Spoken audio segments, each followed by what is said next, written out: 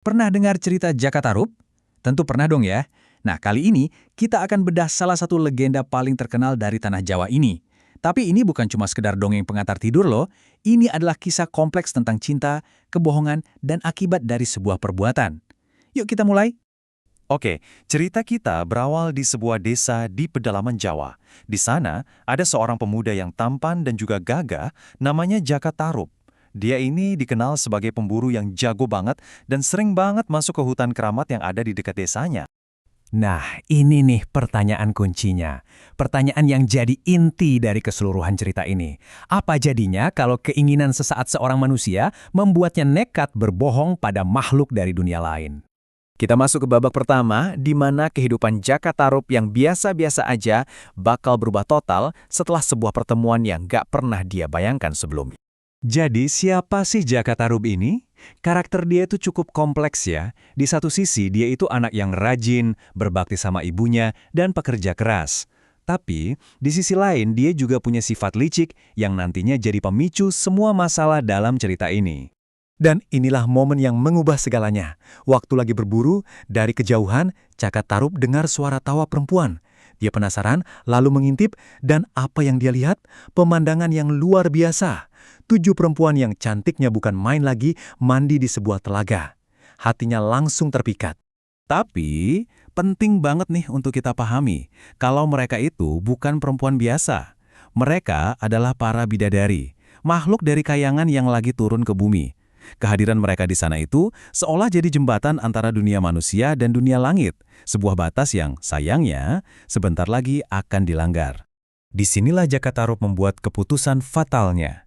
Karena saking inginnya memiliki salah satu dari mereka, dia menyelinap dan mengambil satu selendang. Padahal selendang itu bukan sekedar kain biasa, itu adalah sayap bagi para bidadari untuk terbang. Nah, tanpa selendang itu, si bidadari termuda, Nawang Wulan, jadi terperangkap di bumi. Dia nggak bisa pulang ke kayangan bareng kakak-kakaknya. Dan dari satu tindakan pencurian itulah dimulailah babak baru dalam hidup mereka. Sebuah kehidupan yang kelihatannya sih bahagia, tapi sebenarnya dibangun di atas pondasi kebohongan yang sangat rapuh. Jaka Tarub kemudian muncul pura-pura jadi pahlawan. Dia menemukan Nawang Wulan yang lagi sedih dan kebingungan, lalu menawarinya bantuan. Singkat cerita, mereka pun menikah dan membangun keluarga. Lahirlah seorang anak perempuan cantik bernama Nawangsih. Kalau dilihat dari luar, hidup mereka kelihatan sempurna banget. Ternyata, kehidupan mereka ini juga diberkahi keajaiban. Nawang Wulan sebagai bidadari punya sebuah kesaktian yang luar biasa. Dia bisa menanak satu periuk nasi sampai penuh hanya dengan satu butir beras. Cuma satu.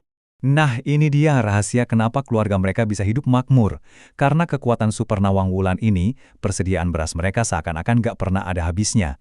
Ini jadi simbol kehidupan mereka yang serba cukup, yang semuanya bergantung pada satu rahasia besar. Kekuatan magis ini kita kenal sebagai kesaktian.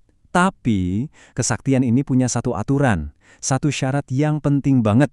Nawang Wulan minta suaminya berjanji, jangan pernah, sekalipun, membuka tutup panci nasi selagi dia memasak.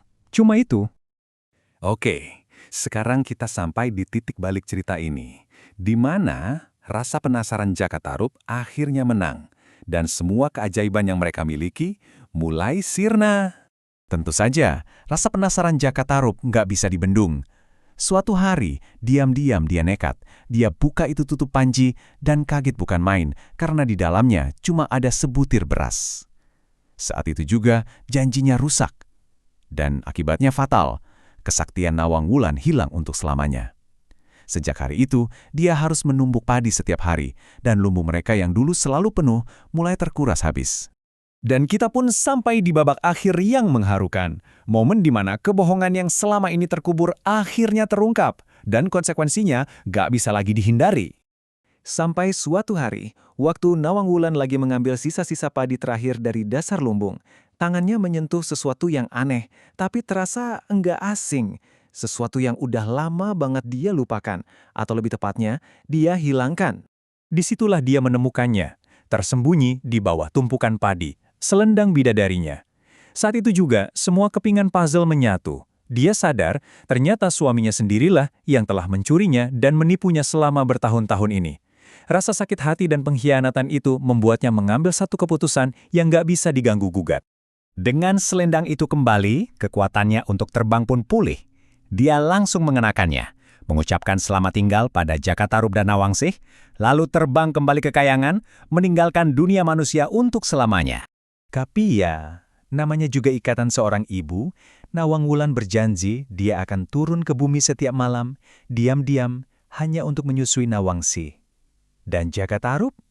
Dia ditinggalkan sendirian dengan penyesalan yang begitu dalam dan sebuah keluarga yang kini telah hancur berantakan. Jadi, kenapa sih cerita ini bisa begitu melekat dan terus diceritakan sampai sekarang? Yuk, kita simpulkan apa aja sih pelajaran penting dari dongeng klasik yang satu ini.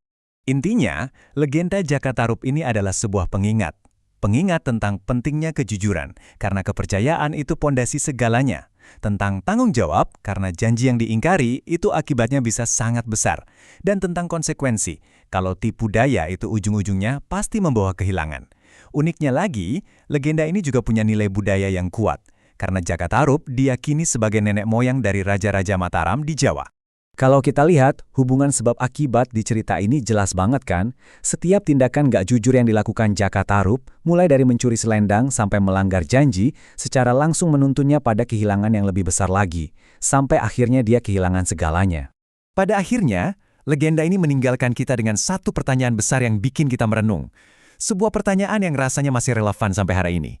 Apakah sebuah ikatan, sebuah hubungan yang dibangun di atas kebohongan, bisa benar-benar bertahan selamanya?